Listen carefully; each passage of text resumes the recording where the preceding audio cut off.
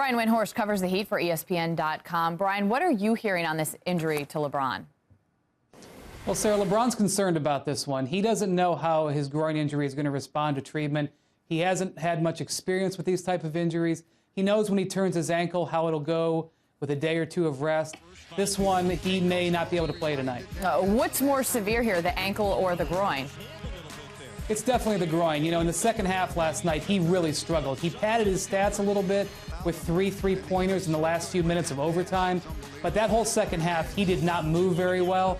He also mildly injured his left hand, which wouldn't keep him out of the game. But when all those 3 injuries come together, the Heat are going to have a tough call tonight whether they want to let LeBron rest a bit. Yeah, no rest for this Heat team because back-to-back for them. They're facing a very, very tough Portland team tonight. And even at full strength, Brian, with LeBron, how do the Blazers challenge Miami the most? Well, the Blazers have great size on their interior. They start 2 legitimate big men, Robin Lopez, and a guy who's contending with LeBron for MVP this year in LaMarcus Aldridge. He's such a load to handle, and the Heat like to play small. And without LeBron James, they won't even have a defender they can go to, maybe on LaMarcus Aldridge late in the game if LeBron can't play. So the Blazers are going to pound with those big guys tonight, especially considering the Heat are going to be short on rest and maybe short on bodies. You know, I'm not sure how often this question was posed before the season started, but is Portland the team that's going to be coming out of the West?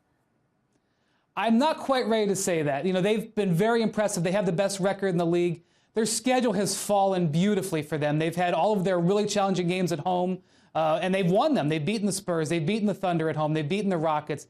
And they've been great on the road against teams that have been a little bit lesser. And here they are possibly getting another break if LeBron James can't go tonight. Already they're catching the Heat on a back-to-back. But this is a team that hasn't been to the playoffs in a few years. You don't expect them to win multiple playoff series their first go-around. But, man, they've been impressive. You can't take anything away from that. LeBron is going to be reevaluated before this game again tonight, his status up in the air. What kind of impact does he have in Portland? Well, he's averaging roughly 35 points, 11 rebounds, and almost 8 assists in his past 6 visits there. The Trail Blazers 11-0 against Eastern Conference teams. Brian Windhorst with the latest.